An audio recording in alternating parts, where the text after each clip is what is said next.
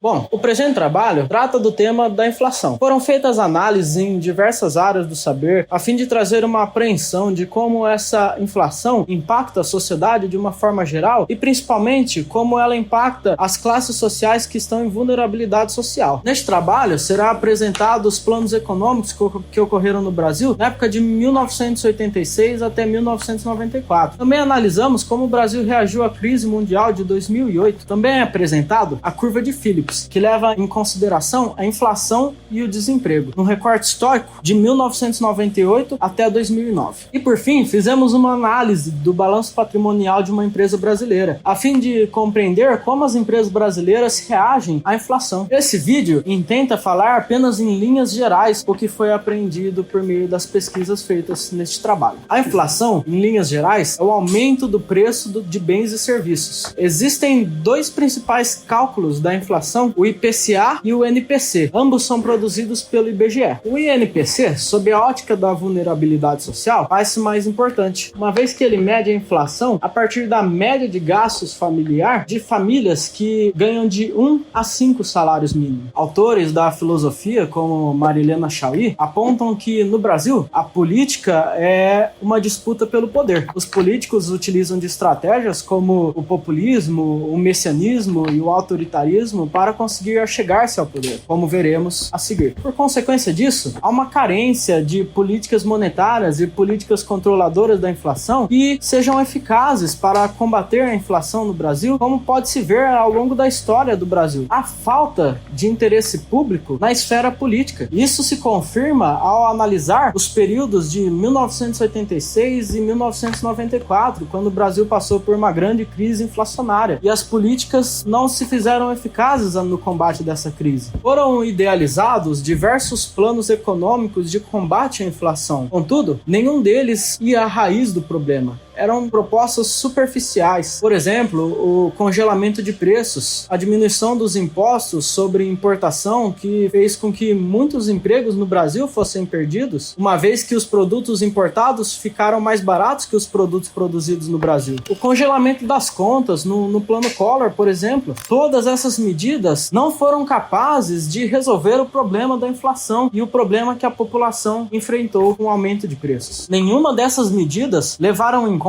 o bem-estar da população brasileira, em especial aquela em vulnerabilidade social. Além disso, é importante levar em consideração o entendimento sobre o PIB no processo inflacionário. O PIB nominal e o PIB real apresentam variações e sabe-se que apenas o PIB real é capaz de apresentar dados sobre a inflação, uma vez que ele mede as quantidades produzidas no ano com o preço de outros anos, mostrando assim a inflação que o país passou naquele ano. A partir disso, foram coletados dados do IBGE a fim de fazer uma análise de como foi o comportamento do país em relação ao PIB e à inflação nos anos de 2008 a 2010, a conhecida crise mundial do subprime. Conclui-se a partir dessa análise que o Brasil sofreu poucos impactos nessa crise, se recuperando 2 anos depois da crise e até apresentando um aumento na sua economia. Isso ocorreu evidentemente pelo boom das commodities, época em que o Brasil exportou muitos produtos para o exterior. Isso fez com que ele não sofresse tanto com a crise de 2008. Portanto,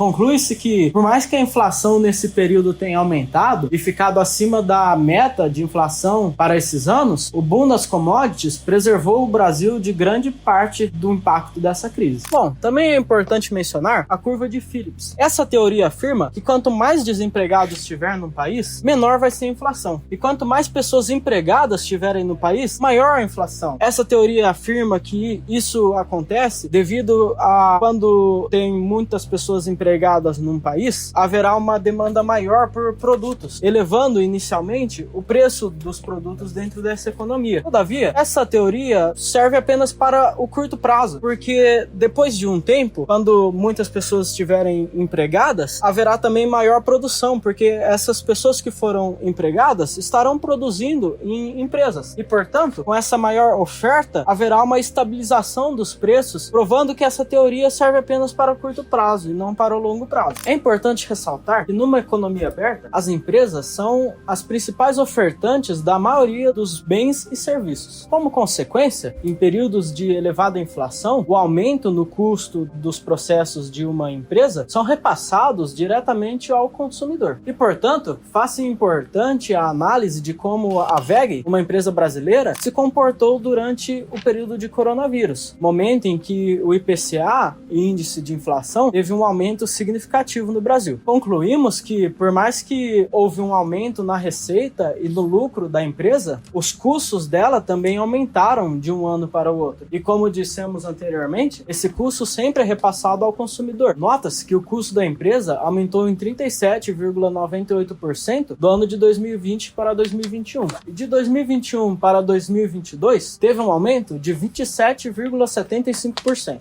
Uma vez que esse aumento no custo será repassado ao consumidor, é possível perceber a inflação atingindo a vida da população brasileira, ainda que o lucro e a receita da empresa não estão sendo afetados. Em conclusão, a análise abrangente da inflação e seus fatores revelam a complexa interconexão de fatores que moldam a realidade econômica e social do Brasil. Destaca-se a importância de políticas monetárias, ressalta-se a necessidade de um comprometimento com medidas que atendam às raízes do problema da inflação. A busca por políticas mais inclusivas e estratégias econômicas sustentáveis são essenciais para mitigar os efeitos da inflação e produzir um desenvolvimento econômico mais igualitário.